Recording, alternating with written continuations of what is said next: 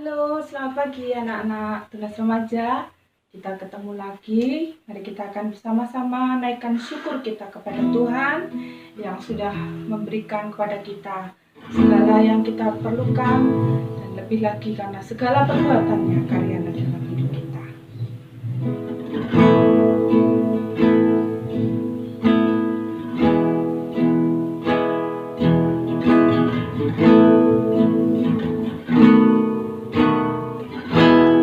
Banyak yang kau berbuat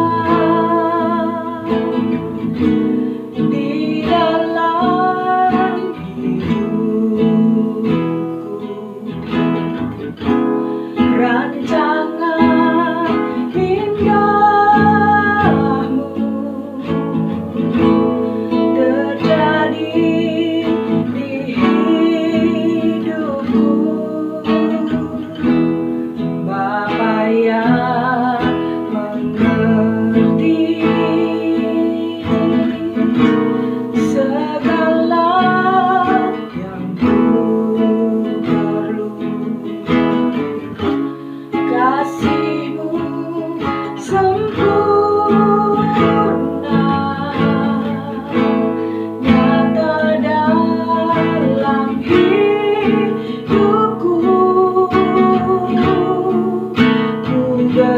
Bersyukur Bapa,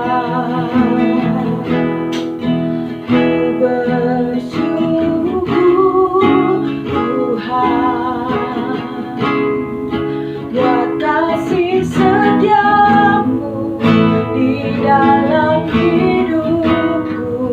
Ku bersyukur,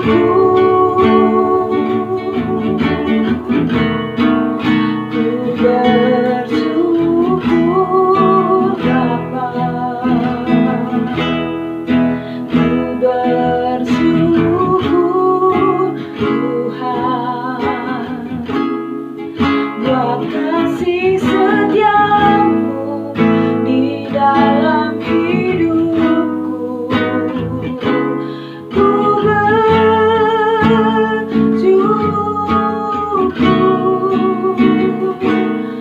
Tuhan.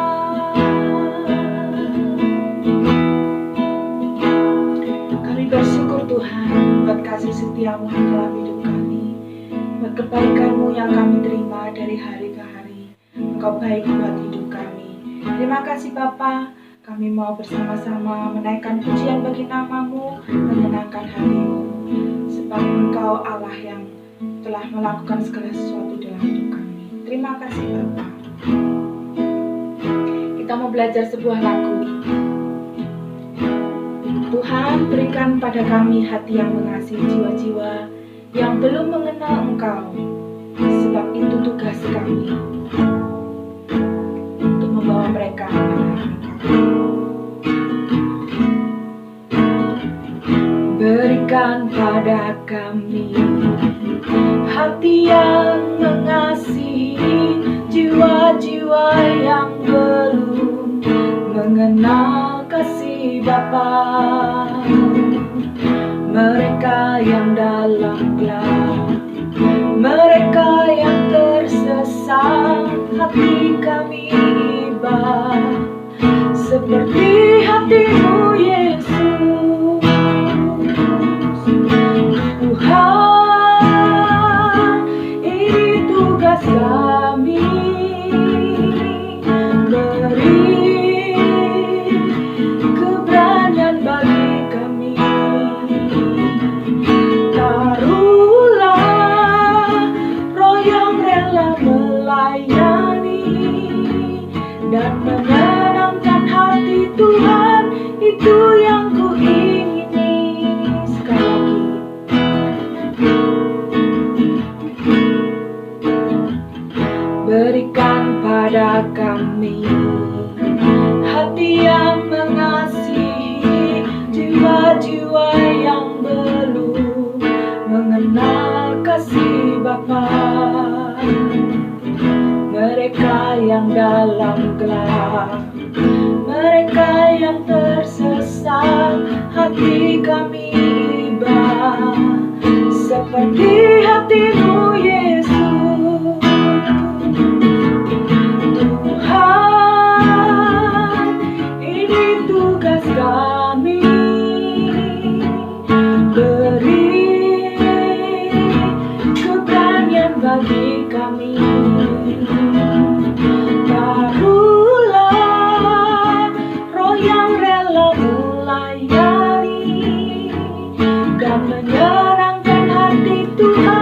itu yang ku ingini,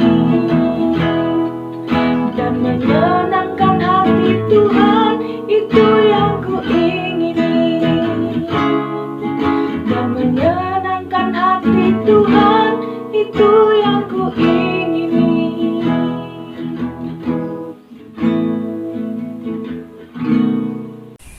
Selamat pagi anak-anak.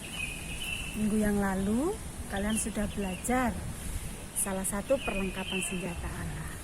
Dan saat ini kita akan melanjutkan lagi tentang perlengkapan senjata Allah, yang salah satunya lagi adalah tentang kasut kerelaan.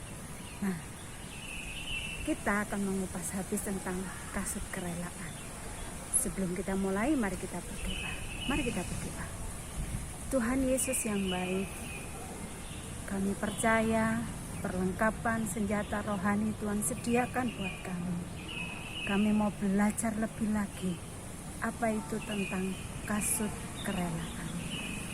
Tuhan Yesus memberkati, dan kami percaya apa yang kami pelajari boleh menjadi berkat buat kehidupan kami. Di dalam nama Tuhan Yesus kami berdoa. Haleluya. Amin. Saat ini kita akan belajar tentang kasut. Kalau dalam Efesus 6 ayat 15, salah satu perlengkapan senjata Allah tertuliskan berkasutkan kerelaan. Di antara kalian, apakah sudah tahu apa itu kasut? Kalau kalian bisa lihat gambarnya, kasut itu sepatu. Ya, atau alas kaki. Benar. Nah, Rasul Paulus menggambarkan salah satu perlengkapan senjata Allah yang dipakai oleh prajurit Roma. Di situ salah satunya adalah kasut. Kasut atau alas kaki ditulis pada zaman Alkitab memiliki peran yang sangat penting dalam kehidupan sehari-hari dan budaya Timur Tengah. Yang pertama, menunjukkan status sosial. Biasanya orang yang memakai kasut atau alas kaki adalah putri raja atau putri bangsawan. Sedangkan budak dan orang miskin tidak memakai kasut. Yang berikutnya, peranan penting yang lain yaitu sebagai sarana mensahkan jual beli atau transaksi jual beli atau perjanjian. Seperti zamannya masih ingat tentang Boas. Nah, dia menyatakan bahwa untuk mensahkan perjanjiannya dengan melepaskan kasutnya.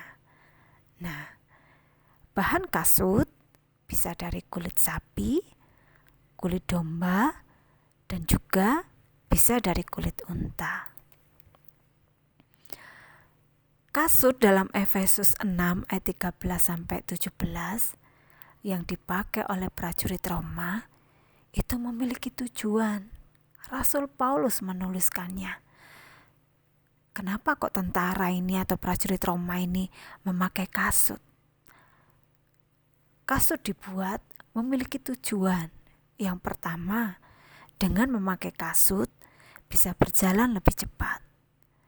Yang kedua, sanggup menempuh jarak yang jauh. Coba kalian bayangkan, kalian dari rumah pergi ke sekolah, kalau tidak pakai alas kaki, yang biasanya sekarang sudah modern pakai sepatu yang tertutup, apalah modelnya. Coba kalian dari rumah pergi ke sekolah jalan kaki tanpa menggunakan kasut atau alas kaki atau sepatu. Kira-kira sanggup menempuh jarak yang sangat jauh? Nah, pasti tidak mungkin. Kaki kita akan terasa panas dan mungkin juga akan terluka. Yang berikutnya, tujuan memakai kasut adalah supaya bisa bergerak kemanapun. Bisa nyaman, tidak takut kena batu dan lain-lain. Nah, yang keempat, itu tujuan memakai kasut adalah menunjukkan tentang kesiapsediaan atau berjaga-jaga.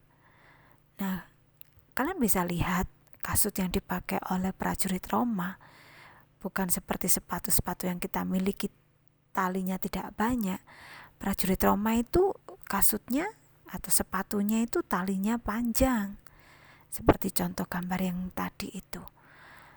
Nah, kalau selesai kegiatan terus dilepas begitu saja, prajuritnya tidak pakai lagi, saat dipanggil oleh komandannya pasti dia akan bingung.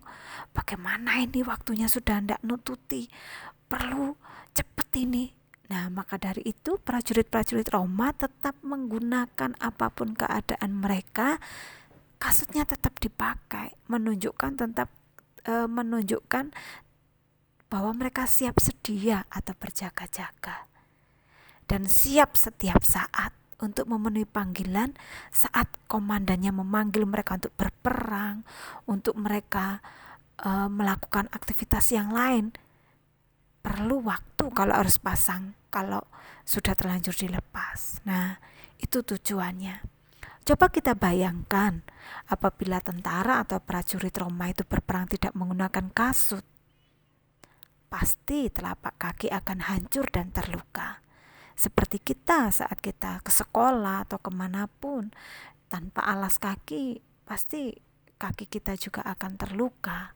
Kecuali kalau kita pakai kendaraan dan sebagainya.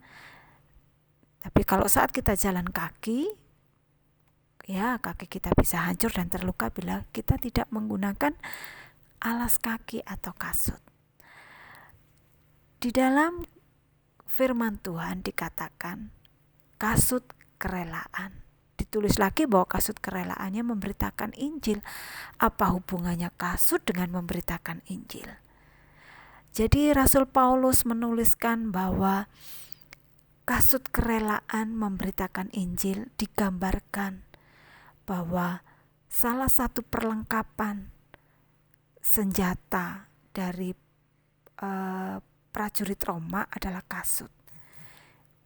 Pengertian secara rohani bahwa kasut rohani itu memiliki pengertian hati yang rela untuk mengabarkan Injil damai sejahtera Allah.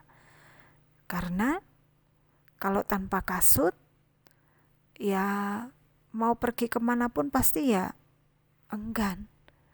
Orang yang rela pasti dia tidak dipaksa, tidak perlu diancam, tidak perlu diingetin, dan tidak perlu diiming-imingi hadiah karena rela hati.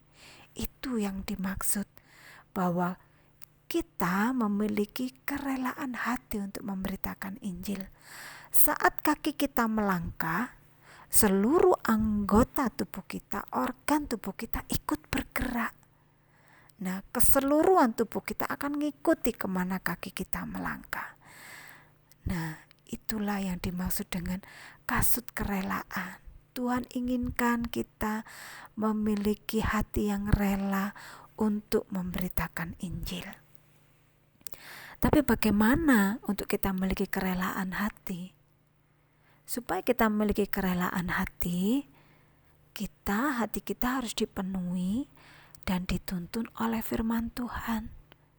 Kalau hati kita tidak dipenuhi oleh firman Tuhan, bisakah kerelaan hati itu muncul? Yang kedua, bagaimana kita bisa memiliki kerelaan hati? Miliki pemahaman yang baik dari firman Tuhan. Kalau tanpa firman Tuhan kita tidak bisa memiliki hati yang rela untuk mengasihi sesama kita. Kita digerakkan untuk mengasihi teman-teman kita. Kalau kita tidak tahu, tidak dipenuhi oleh firman Tuhan, bukan hanya dipenuhi saja, memiliki pemahaman yang benar dan yang baik dari firman Tuhan. Tuhan Yesus mengajarkan, kasihilah musuhmu. Maka kita harus belajar mengasihi musuh. Ampunilah orang yang membenci kamu. Itu firman Tuhan yang mengajarkan. Dengan rela hati kita belajar untuk itu.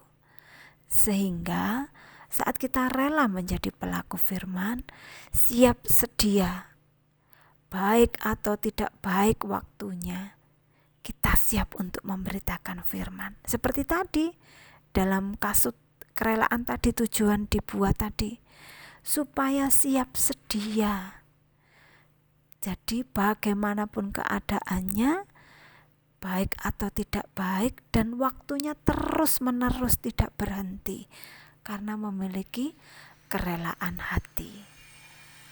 Nah, contoh kasut kerelaan mengabarkan Injil damai sejahtera. Yang pertama, ya kita rela memberkati orang lain.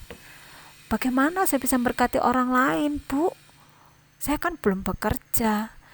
Memberkati orang lain tidak harus dengan uang atau dengan hal apa yang secara fisik bisa diberikan, tapi dengan perkataan yang baik. Saat kita memuji teman kita, kita memberi semangat kepada teman-teman kita, itu sudah memberkati orang lain. Yang kedua, rela menjadi sahabat bagi orang lain. Mau kita menjadi sahabat buat orang-orang yang teman-teman kita yang dibenci oleh orang lain, musuh-musuh kita, orang-orang yang dimusuhi, mau kita menjadi sahabat buat mereka? Yang berikutnya, kita harus belajar juga rela berbagi dengan apa yang kita miliki, tidak egois. Apa yang kamu miliki, kalau kamu punya ilmu, kamu pandai di matematika, pandai di musik, atau apa yang kamu punyai, bagikan buat teman-temanmu. Yang berikutnya, setelah mereka, teman-teman kita beri semangat, kata-kata yang baik, kita menjadi sahabat buat mereka, mau berbagi, pasti mereka akan penasaran. Saat itulah dia akan bertanya, kamu kok baik sama saya? Iya, karena Yesus tinggal dalam diri saya. Sehingga kita sudah mengabarkan tentang kasih Allah dalam Yesus Kristus. Bagaimana kita bisa menikmati kasih Allah, tahu tentang Allah itu kasih?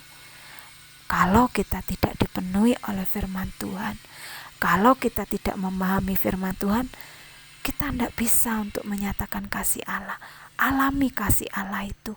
Kenali Tuhan Yesus dalam hidupmu. Caranya terus bersekutu, baca firman Tuhan, berdoa, dengar khotbah-khotbah firman Tuhan. Itu salah satu contohnya untuk kita bisa mengenal Tuhan Yesus. Terlebih lagi kita minta kepada Tuhan untuk Tuhan memenuhi hati kita dengan kuasa Roh Kudus-Nya. Nah, itu yang paling penting. Bila Roh Kudus tinggal dalam diri kita, seperti tadi, kita bisa rela memberi semangat buat teman kita, berkata-kata yang baik, menjadi sahabat buat mereka, bisa berbagi, bisa menceritakan tentang Yesus, memiliki keberanian. Karena apa? Karena Roh Kudus yang tinggal dalam diri kita.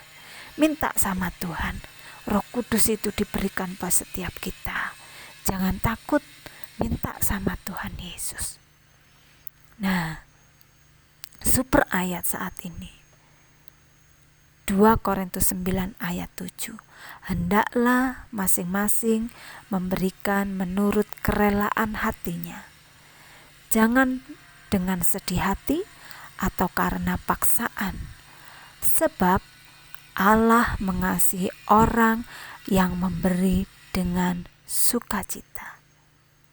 Itu pesan firman Tuhan. Undang Tuhan Yesus, Roh Kudus untuk tinggal dalam diri kita, supaya kita memiliki kerelaan hati untuk kita mengasihi orang lain, mengenalkan Tuhan Yesus melalui kehidupan kita. Nah, itu yang dimaksud tentang kerelaan hati. Kalian bisa belajar lebih lagi. Kalian boleh menanyakan hal yang mungkin kalian tidak paham tentang apa itu kerelaan hati dan sebagainya. Bisa tanya Pak Joko, Bu Wiwi, Bu Debbie, ada saya, Bu Erna, atau teman-teman yang lain, supaya kalian diperkaya oleh firman Tuhan.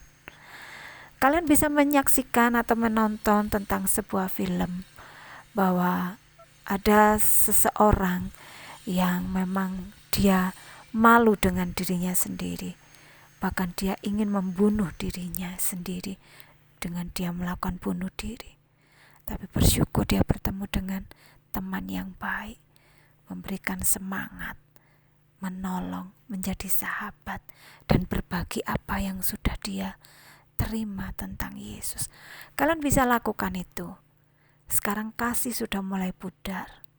Anak-anak muda sudah mulai, kasihnya mulai berkurang, mulai egois. Tapi saya tahu kalian anak-anak tunas remaja, kalian dipenuhi Roh Kudus. Kalian bisa melakukan hal ini. Kenakanlah kasut kerelaan. Tuhan Yesus memberkati. Dan kita mau bertumbuh bersama-sama. Bagaimana? Sudah tahu apa itu tentang kasut kerelaan? Mari belajar terus untuk kita menjadi pribadi yang siap untuk menjadi alat Tuhan. Memberkati sekolah minggu kalian, terus bertumbuh di dalam Tuhan, dan kalian menjadi pribadi-pribadi yang berkualitas di dalam Tuhan. Mari kita berdoa bersekolah minggu saat ini. Kita bersyukur kita sudah belajar tentang kasut kerelaan. Mari berdoa. Tuhan Yesus, kiranya Engkau memakai kami untuk menjadi berkat, untuk kami siap untuk dengan rela hati memberitakan Injil, supaya banyak jiwa-jiwa dimenangkan oleh Tuhan. Baik tidak baik waktunya, kami dipakai oleh Tuhan. Terima kasih Tuhan Yesus, memberkati setiap kami yang sudah mendengarkan firman-Mu. Firman Tuhan boleh menjadi rema dalam kehidupan kami. Di dalam nama Tuhan Yesus, kami berdoa dan mengucap syukur. Haleluya. Amin. Sampai jumpa sekolah minggu yang akan datang. Belajar lebih lagi tentang perlengkapan senjata rohani. Tuhan Yesus memberkati.